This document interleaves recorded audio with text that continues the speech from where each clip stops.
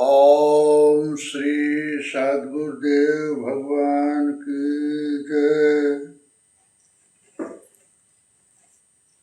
प्रश्न है कि योग दर्शन के अनुसार हम कौन हैं?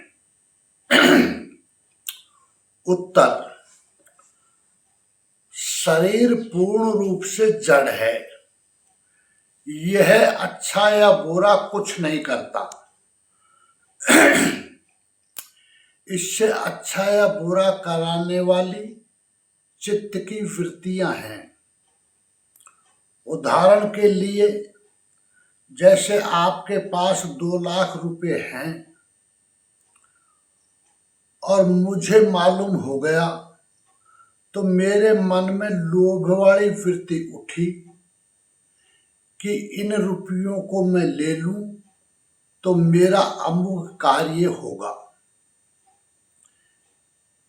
ये वृत्ति इस शरीर से अच्छा या बुरा कार्य कराएगी।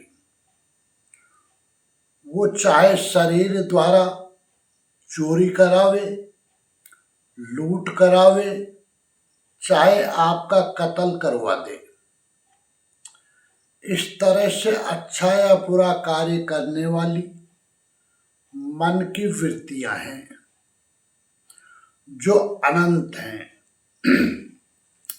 जिनमें अच्छा कराने वाली वृत्तियां सद्गुण,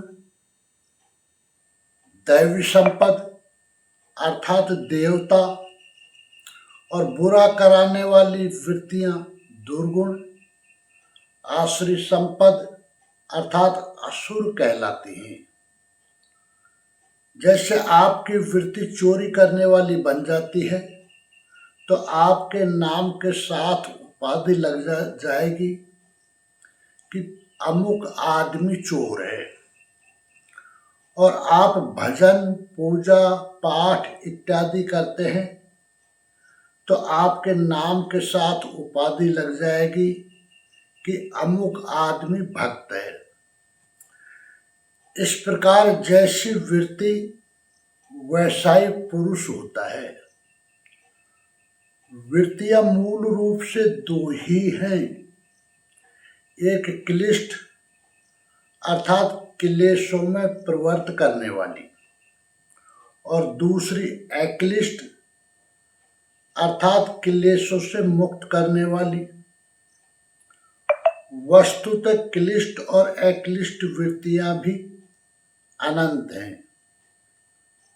जैसे स्मृति में अच्छा या बुरा देखे हुई, अच्छा या बुरा सुनी हुई, और अच्छा या बुरा कर्म की हुई सभी स्मृति अर्थात याददाश्त में सेव हो जाती हैं। जो याद आया वही हमारे चित्त पर उभर जाता है। इसी तरह हर एक वृत्ति में अनेक वृत्तियां होती हैं।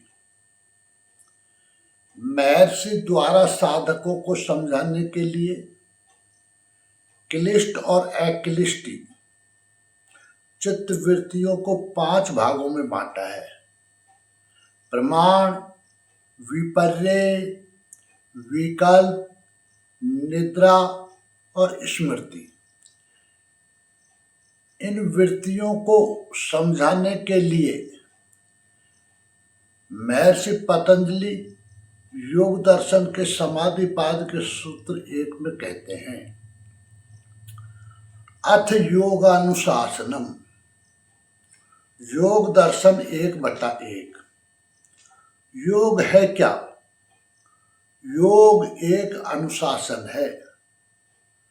अनुशासित किसे करें? पास पड़ोस को, एक दूसरे को, एक देश दूसरे देश को। परमात्म प्राप्ति के लिए एकांत में चिंतन करने वाला साधक किसे अनुशासित करे? नियंत्रित किसे करना है? इस पर महर्षि पतंजलि समाधिपाद के सूत्र 2 में कहते हैं, योगश्चित्त वृत्ति निरोध है। योग दर्शन 1/2 चित्त की वृत्तियों का निरोध अर्थात सर्वथा रुक जाना योग है। वृत्ति तो एक तरंग है, मन में उठने वाली संकल्पों की लहर है, उसका सर्वथा रुक जाना, अचल स्थिर ठहर जाना योग है। मान लें अथक परिश्रम कर किसी ने चित्त वृत्तियों का निरोध कर ही लिया तो उससे लाभ। इस पर महर्षि समाधिपाद के सूत्र 3 में कहते हैं,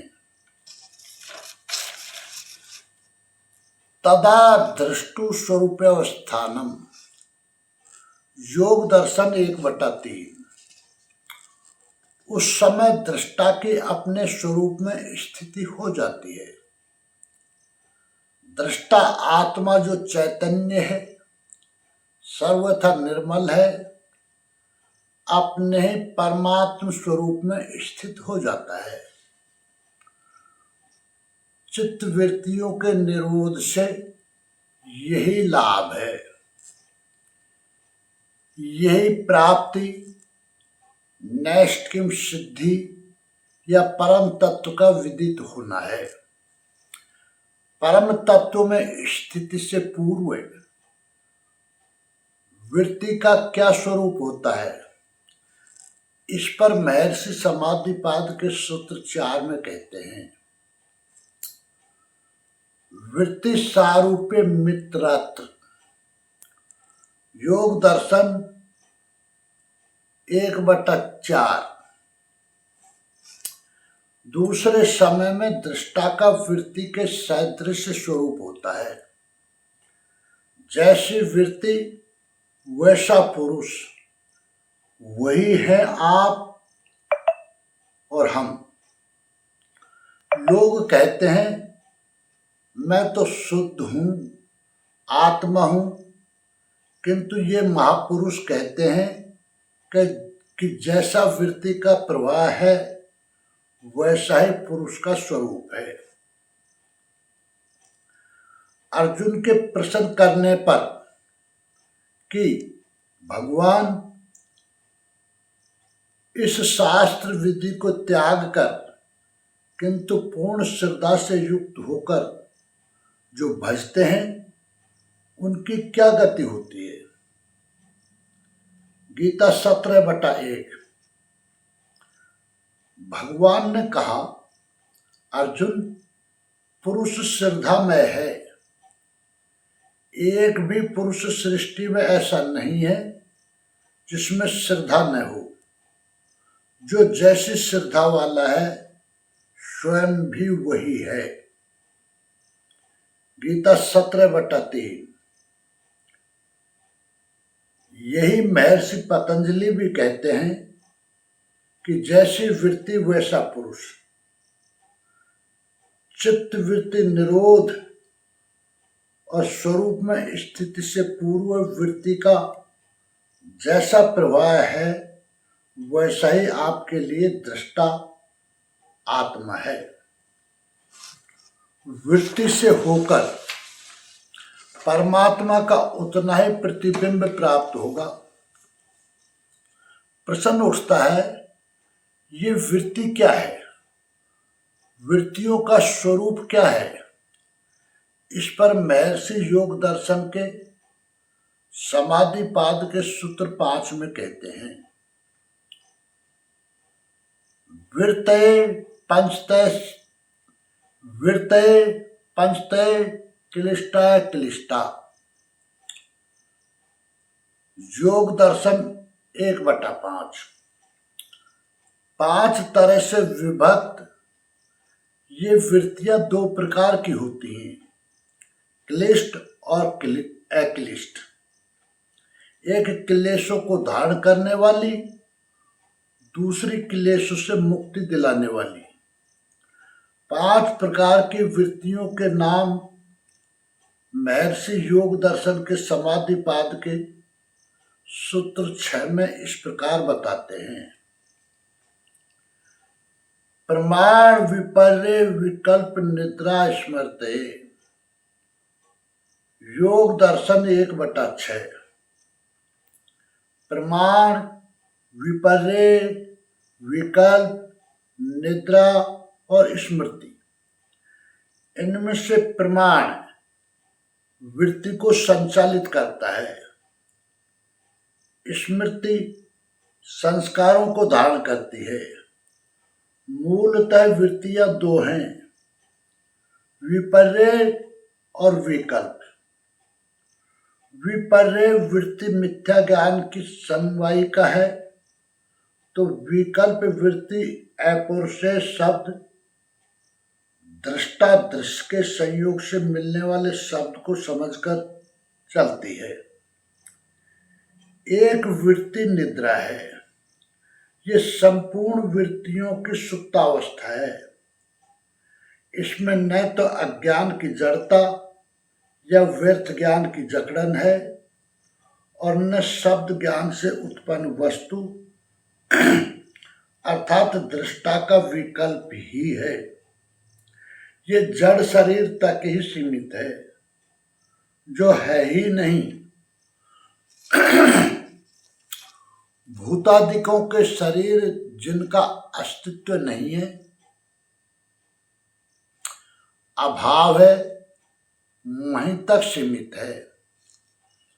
ये वृत्ति की निद्रा अवस्था है। भगवान श्री कृष्ण गीता में कहते हैं, प्रवृत्तिम च निवर्तिम च जना न विदुरासुरा न शोचम नापि चाचारो न सत्यम तेसु विद्यते। गीता 16/7। अर्जुन, आसुरी वृत्ति वाले लोग कार्यम कर्म में प्रवृत्त होना और अकर्तव्य कार्य से निवृत्त होना नहीं जानते। अर्थात करने योग्य क्या है उसे न जानते हैं न प्रवृत्त होते हैं, तथा न अकर्तव्य कर्म समझते हैं न उससे निवृत्त होना जानते हैं। वृत्ति की ये सुप्त अवस्था निद्रा है, जिसे भगवान श्री कृष्ण ने आसुरी संपद के अंतर्गत ही प्रस्तुत किया है। अब महर्षि प्रमाण वृत्ति के विषय में समाधिपाद के सूत्र 7 में कहते हैं, प्रत्यक्षानुमानागमा प्रमाणानि। योग दर्शन 1/7। प्रमाण 3 है, प्रत्यक्ष, अनुमान और आगम। प्रत्यक्ष अर्थात प्रत्यक्ष का अर्थ है आंखों के समक्ष होना, किंतु इतना ही प्रत्यक्ष नहीं है। पांचों ज्ञानेंद्रियों द्वारा शब्द, स्पर्श, रूप, रस, गंध की अनुभूति प्रत्यक्ष है। अनसुईया आश्रम में एक बार मध्य रात्रि में हम अर्थात महाराज जी चट्टान पर सोए थे। ठंडी ठंडी एक लकीर पेट के ऊपर चलती प्रतीत हुई। नींद खुल गई।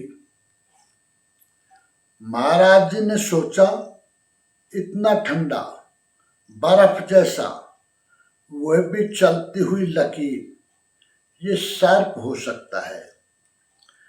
धीरे धीरे ठंडा लगना बंद हुआ। महाराज श्री ने टार्च जलाया तो सचमुच सर्प था। आंखों ने तो देखा नहीं था, किंतु स्पर्श से वह देखने में आ गया। वन्य पशु 1 किलोमीटर दूर से ही शेर की गंध पहचान जाते हैं। चिक पिक कर अपनी टोली को सतर्क करने लग जाते हैं।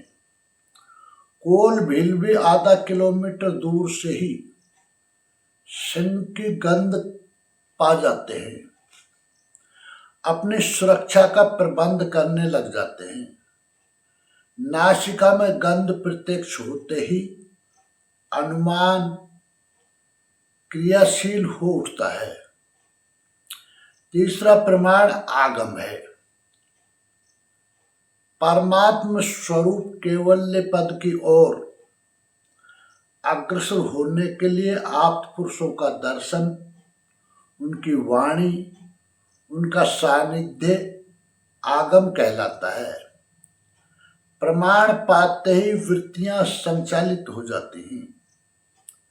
यदि वे ईश्वरोन्मुखी हैं तो वैराग्य, विवेक, कल्याण के भाव, श्रद्धा जगाती हैं। तो अक्लिष्ट तथा प्रवृत्ति की ओर अग्रसर हैं तो क्लिष्ट कहलाती हैं। प्रमाण से वृत्ति संचालित होती है। अब महर्षि विपर्य वृत्ति के विषय में योग दर्शन के समाधि पाद के सूत्र 8 में कहते हैं, विपर्यो मिथ्या ज्ञान मत रूप प्रतिष्ठितम। योग दर्शन 1/8। जो उस वस्तु के स्वरूप में प्रतिष्ठित नहीं है, ऐसा मिथ्या ज्ञान विपर्य है। अस्तित्वहीन वस्तुओं में आसक्ति विपर्य है। भगवान श्री कृष्ण कहते हैं, अर्जुन, आश्रित संपद को प्राप्त पुरुष सोचता है कि मेरे पास इतना धन है, उतना होगा, मैं बड़े कुटुंब वाला हूँ, मेरे द्वारा ये शत्रु मारा गया, उसे मारूंगा, यज्ञ करूंगा, दान करूंगा, यश को प्राप्त करूंगा। इस प्रकार कभी न पूर्ण होने वाली अनंत इच्छाओं, वासनाओं का सदैव आश्रय लिए रहता है। ऐसे पुरुष सैन्य सैन्य घोर नरक में गिरते हैं। वे अंधकार की ओर उन्मुख हैं। ये वृत्ति संपूर्ण की संपूर्ण क्लिष्ट है, किंतु इसे कहीं प्रमाण मिल गया, जैसे आप्त पुरुषों का दर्शन, तत्काल ये क्लिष्ट वृत्ति अक्लिष्ट की ओर उन्मुख हो जाएगी। वाल्मीकि, अंगुलिमाल इत्यादि की वृत्ति में महापुरुषों के दर्शन से परिवर्तन का सूत्रपात हो गया।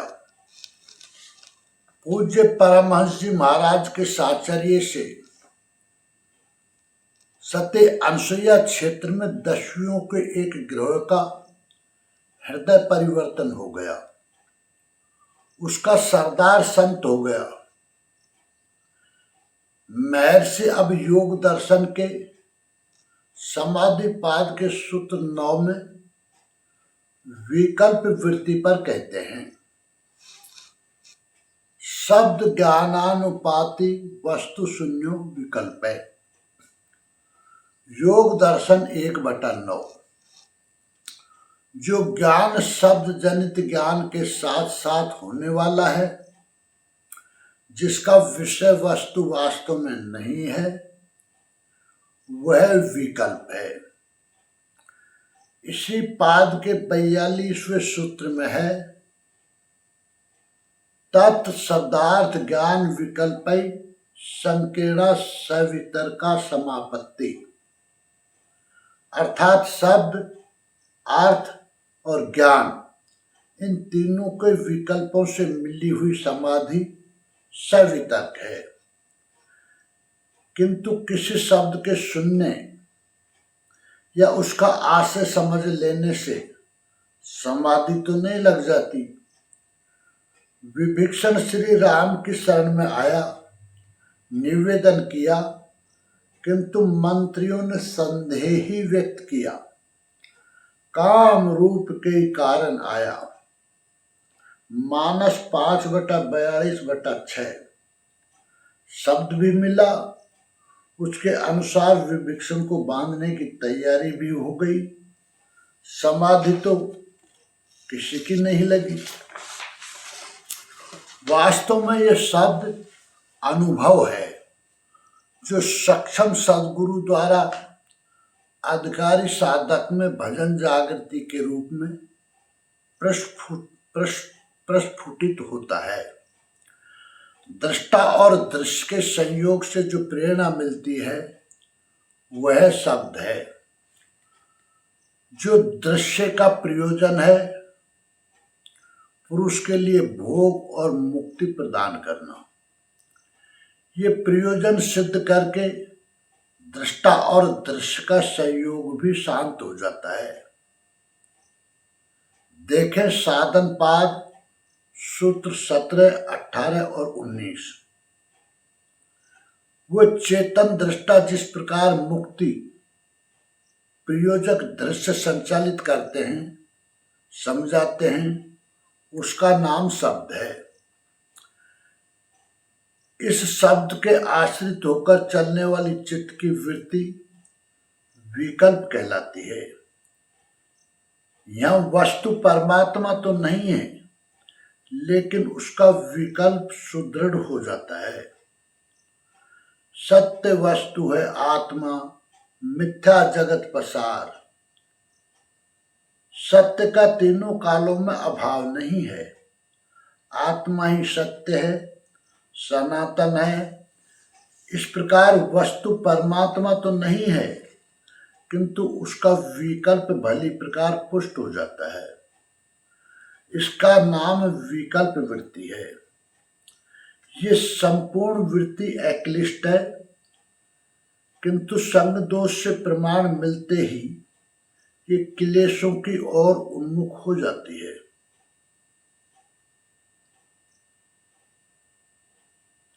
श्रृंगी की भृंगी कर डारी, पाराशर के उदर विदार। पूज्य परमहंस महाराज जी को अनुभव में दिखाई पड़ा कि वो पिछले कई जन्मों से साधु थे। पिछले जन्म में आवागमन से निवृत्ति होने वाली थी कि एक तो कुतूहल मन में होने लगे कि ये शादी विवाह होता क्या है। कुछ एक महात्मा गांजा पीकर झूम क्यों रहे हैं। मन की इतनी सी फिसलन के कारण एक जन्म और लेना पड़ा। महाराज जी सर्वथा अक्लिष्ट वृत्ति में चल रहे थे। मन के स्फुरण से क्लिष्ट वृत्ति में आ गए। शब्द पर महापुरुषों ने बहुत बल दिया है।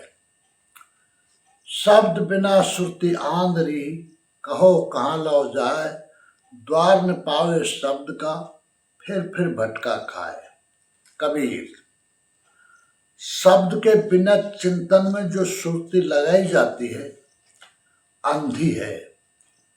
शब्द के बिना सुरती का अध्ययन बुद्धि स्तर के अनुसार अटकल लगाना मात्र है।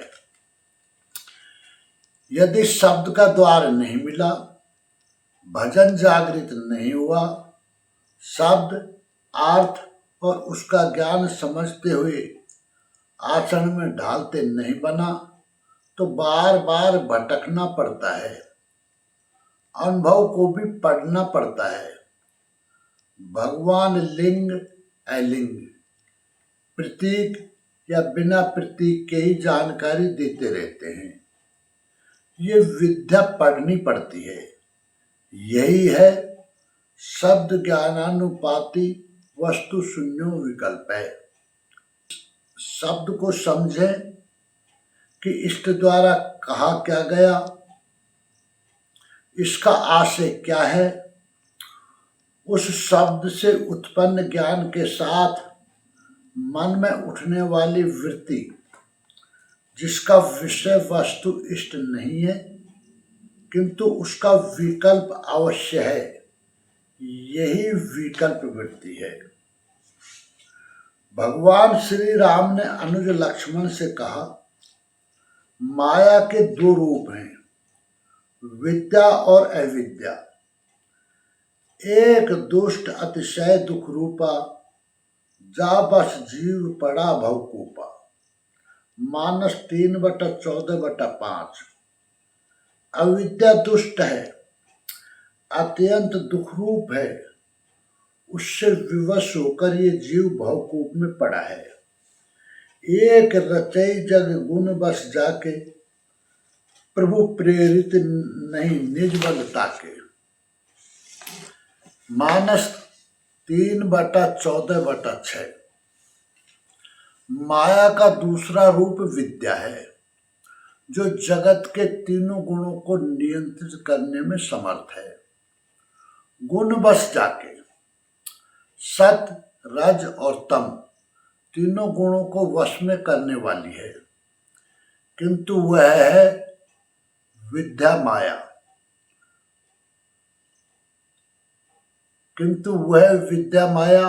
प्रभु प्रेरित है।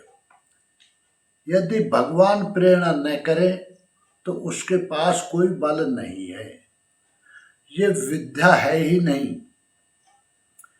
इस प्रकार दृष्टा के सहारे चलने वाली वृत्ति विकल्प वृत्ति कहलाती है। यह विकल्प वृत्ति जो सर्वथा अक्लिष्ट है, विजातीय दृश्य प्रत्यक्ष होते ही ये क्लिष्ट की ओर परावर्त हो सकती है। जैसे ये साधन पथ दुर्गम है, कुछ काल के लिए भोग त्याज्य नहीं है, एक कुटिया बना लेना बहुत परिग्रह तो नहीं है। अब महर्षि समाधिपाद के सूत्र 10 में निद्रा वृत्ति के लक्षण बताते हैं। अभाव प्रत्ययालंबना वृत्तिर निद्रा। योग दर्शन 1/10। अभाव के ज्ञान का अवलंबन करने वाली वृत्ति निद्रा है।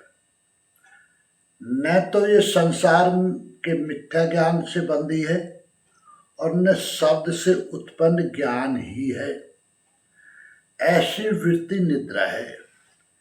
ये वृत्ति की सुप्तावस्था है, जब व्यक्ति न प्रकृति की ओर गतिशील है और न स्वरूप की ही ओर गतिशील है। इन महापुरुष ने इसे भी वृत्ति की सुप्तावस्था माना है। यह वृत्ति निद्रा है। या निशा सर्वभूतानां तस्यां जागृति संयमी। गीता 2/69। जगत रूपी रात्रि में सभी अचेत पड़े हुए हैं, यह निद्रा वृत्ति है। जगत रूपी रात्रि में प्राय लोग प्रकृति में आसक्त रहते हैं, किंतु निद्रा वृत्ति वाला प्रकृति की जड़ता से भी नहीं बंधा है। मान ले 2 मार्ग हैं, एक पर प्रकाश ही प्रकाश और दूसरा अंधकार से परिपूर्ण। दोनों के मध्य एक पगडंडी पर कोई व्यक्ति चला जा रहा है, एक पांव इस मार्ग पर, दूसरा उस मार्ग पर। कभी इधर देखता है, कभी उधर। यह निद्रा की वृत्ति है, न संसार की ओर न स्वरूप की ओर। हम भी जब पूज्य महाराज जी की शरण में आए तो महाराज जी ने कहा, कछऊ नहीं जानत है। वास्तव में हमें कुछ भी जानकारी नहीं थी, एकदम निद्रावृत्ति। न तो संसार की जड़ता थी, न भगवान की राह का ज्ञान था। यह निद्रावृत्ति भी सदैव नहीं रहेगी। जो ही कुछ प्रत्यक्ष हुआ, अनुमान लगा, वृत्ति गतिशील हो उठेगी। शुभ प्रत्यक्ष हुआ तो अक्लिष्ट वृत्ति, अशुभ पड़ा तो वृत्ति क्लिष्ट हो जाएगी। किसी वैभव संपन्न व्यक्ति को देखा, सांसारिक जीवन में सफलता की कामना करने लगा, जो है ही नहीं, मिथ्या ज्ञानम की ओर आकृष्ट हो क्लिष्ट वृत्ति का सृजन कर बैठा। कहीं आगम प्रमाण मिल गया महापुरुष का दर्शन, तो वह परमात्मा की ओर उन्मुख हो जाएगा, अक्लिष्ट वृत्ति प्रवाहित हो जाएगी। ये संपूर्ण वृत्तियां जिस पर अंकित होती हैं वह धरातल है स्मृति। महर्षि योग दर्शन के समाधि पाद के सूत्र 11 में स्मृति वृत्ति के विषय में कहते हैं, अनुभूत विषया संप्रमोष है स्मृति। योग दर्शन 1/11। भूतकाल में जिन कार्यों का अनुसरण होता चला है उनका पुनः प्रकट हो जाना, न छिपना, स्मृति वृत्ति है। कैवल्यपाद के 7वें सूत्र में महर्षि पतंजलि बताते हैं कि योगी के कर्म अशुक्ल और अकृष्ण होते हैं। उनके कर्मों का न शुभ संस्कार पड़ता है न अशुभ, क्योंकि वे स्वरूपस्थ हैं। किंतु अन्य लोगों के कर्म 3 प्रकार के होते हैं, भले, बुरे और मिश्रित। प्राणी और उसके संस्कारों के बीच जाति अर्थात जन्म, देश और काल का व्यवधान बना रहता है। चित्त वृत्ति का एक प्रकार से दूसरे में परिवर्तित हो जाना जाति अर्थात एक जन्म है। शरीर परिवर्तित हो गया, ये भी जन्म है। इनमें जन्म परिवर्तनों, देश और काल का व्यवधान होने पर भी संस्कारों के प्रकट होने में कोई व्यवधान नहीं होता।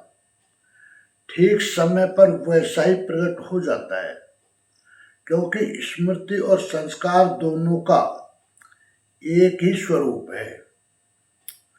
स्मृति वो धरातल है जहाँ संस्कार प्रकट होते हैं। संस्कार स्मृति पटल पर उभरते हैं, किंतु एक स्तर ऐसा आता है जब चित्त का निरोध हो जाता है। ऐसी दशा में स्मृति परिशुद्धौ स्वरूप शून्यवार्थ मात्र निर्भाषा निर्वितर्का। योग दर्शन 1/43। स्मृति भली प्रकार शुद्ध हो गई, चित्त का निज स्वरूप शून्य हो गया, लक्ष्य मात्र का आभास रह गया, ये निर्वितर्क समाधि है।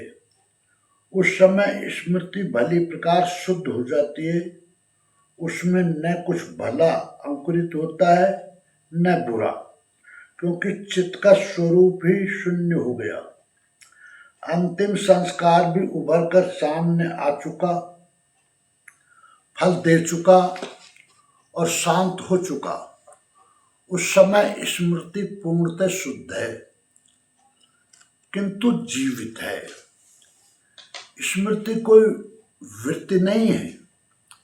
महर्षियों ने वृत्तियों को समझाने के लिए 5 तरीके से बांटा है।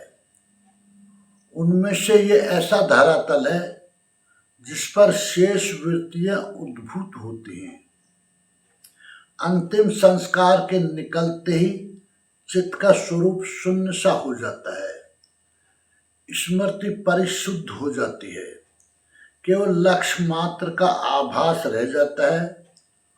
उस समय निर्वितर्क समाधि की अवस्था आ जाती है। अतः स्मृति वो धरातल है जिस पर पूर्व में अनुसरण किए हुए अनंत काल के संस्कार अंकुरित होते हैं। ये क्लिष्ट भी हो सकते हैं और अक्लिष्ट भी। गीता में भगवान श्री कृष्ण कहते हैं, इस अविनाशी योग को मैंने कल्प के आदि में सूर्य से कहा था। सूर्य ने अपने पुत्र आदि मनु से इसी को कहा। उन्होंने कुछ दिया नहीं, केवल कहा। मनु ने उसे अपनी स्मृति में धारण कर लिया। ये आध्यात्मिक प्रक्रिया प्रारंभ से ही चली आ रही है। मानव के प्रादुर्भाव के साथ ही ये प्रसारित हुई और तब से लेकर अब तक वृत्ति के दो ही रूप हैं, दैवी संपद और आसुरी संपद। एक परम श्रेय प्रदान करती है, क्लिष्ट है, तो दूसरी अधोगति की ओर ले चलती है, क्लिष्ट है। यही है शुभ अशुभ, प्रवृत्ति मार्ग, निवृत्ति मार्ग, सजातीय विजातीय, विद्या अविद्या। विद्या जो परम गति प्रदान करती है, अविद्या जो भवकूप में भरमाती है। यही है पुण्यमय प्रवृत्ति, पापमय प्रवृत्ति। धर्म क्षेत्र, कुरुक्षेत्र। कालक्रम से भाषाएं बदलती गई, इनके संबोधन बदलते गए, किंतु वृत्तियां दो ही रही, एक ईश्वरोन्मुखी वृत्ति और दूसरी अनंत योनियों में बार बार भटकाने वाली वृत्ति। किंतु महर्षि पतंजलि ने इन वृत्तियों की गति को समझने व समझाने के लिए इन्हें 5 दृष्टियों से लिया।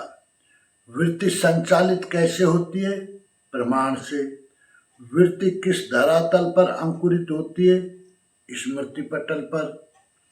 यदा कदा ये सुसुप्त रहती है तो निद्रा। ये चलती है किसकी प्रेरणा से? किस दिशा में? विपरीत ज्ञान की जड़ता का बंधन है तो विपर्य, तथा दृष्टा दृश्य के संयोग से जो शब्द मिलता है उसको समझना और लगना, यह विकल्प है। इस प्रकार वृत्तियों को कई दृष्टियों से रेखांकित किया गया है, जिससे साधक सरलता से वृत्तियों की चाल को समझ सके और चल सके। निष्कर्ष, महर्षि पतंजलि कहते हैं कि योग एक अनुशासन है। एकांत में साधना भजन करने वाला साधक किसे अनुशासित करे? इस पर कहते हैं कि चित्त की वृत्तियों का निरोध योग है। वृत्ति तो एक तरंग है, मन में उठने वाले संकल्प विकल्पों की लहर है। उसका सर्वथा रुक जाना, अचल स्थिर ठहर जाना योग है। मान ले अथक परिश्रम कर किसी ने चित्त वृत्तियों का निरोध कर ही लिया तो उससे लाभ। इस पर महर्षि कहते हैं कि उस समय दृष्टा आत्मा की अपने स्वरूप में स्थिति हो जाती है। दृष्टा आत्मा जो चैतन्य है, सर्वथा निर्मल है, अपने परमात्म स्वरूप में स्थित हो जाता है। वृत्तियों के निरोध से यही लाभ है, यही परमात्म प्राप्ति, परम सिद्धि है। इससे पहले दृष्टा आत्मा का वृत्ति के सदृश स्वरूप होता है। जैसी वृत्ति वैसा पुरुष, वही है आप और हम। चित्त वृत्ति निरोध और परमात्म स्वरूप में स्थिति से पूर्व वृत्ति का जैसा प्रवाह है, वैसा ही आपके लिए दृष्टा आत्मा है। वृत्ति से होकर परमात्मा का उतना ही प्रतिबिंब प्राप्त होगा। ये आध्यात्मिक प्रक्रिया आरंभ से ही चली आ रही है। मानव के प्रादुर्भाव के साथ ही ये प्रसारित हुई और तब से लेकर अब तक वृत्ति के दो ही रूप हैं, दैवी संपद और आसुरी संपद। एक परम श्रेय प्रदान करती है, अक्लिष्ट है, तो दूसरी अधोगति की ओर ले चलती है, क्लिष्ट है। इसी को शुभ अशुभ, प्रवृत्ति मार्ग निवृत्ति मार्ग, सजातीय विजातीय, विद्या अविद्या। विद्या जो परम गति प्रदान कर दे, अविद्या जो भवकूप में भरमाती है। यही है पुण्यमयी प्रवृत्ति, पापमयी प्रवृत्ति। धर्म क्षेत्र, कुरुक्षेत्र। काल कर्म से भाषाएं बदलती गई, इनके संबोधन बदलते गए, किंतु वृत्तियां दो ही रही, एक ईश्वरोन्मुखी वृत्ति और दूसरी अनंत योनियों में बार बार भटकाने वाली वृत्ति। किंतु महर्षि पतंजलि ने इन वृत्तियों की गति को समझने समझाने के लिए इन्हें 5 दृष्टियों से लिया। वृत्ति संचालित कैसे होती है? प्रमाण से। वृत्ति किस धरातल पर अंकुरित होती है? स्मृति पटल पर। यदा कदा ये सुषुप्त रहती है तो निद्रा। ये चलती है किसकी प्रेरणा से? किस दिशा में? विपरीत ज्ञान जड़ता का बंधन है तो विपर्य, तथा दृष्टा दृश्य के संयोग से जो शब्द परमात्मा का निर्देश मिलता है उसको समझना और लगना, ये विकल्प है। इस प्रकार वृत्तियों को कई दृष्टियों से रेखांकित किया गया है, जिससे साधक सरलता से वृत्तियों की चाल को समझ सके और साधना में चल सके। प्रश्न पूरा हुआ। संपूर्ण जानकारी के लिए देखें परम पूज्य योगेश्वर स्वामी श्री अर्गड़ानंद जी महाराज द्वारा महर्षि पतंजलि कृत योग दर्शन की प्रत्यक्षानुभूत व्याख्या। ओम श्री सद्गुरुदेव भगवान की जय।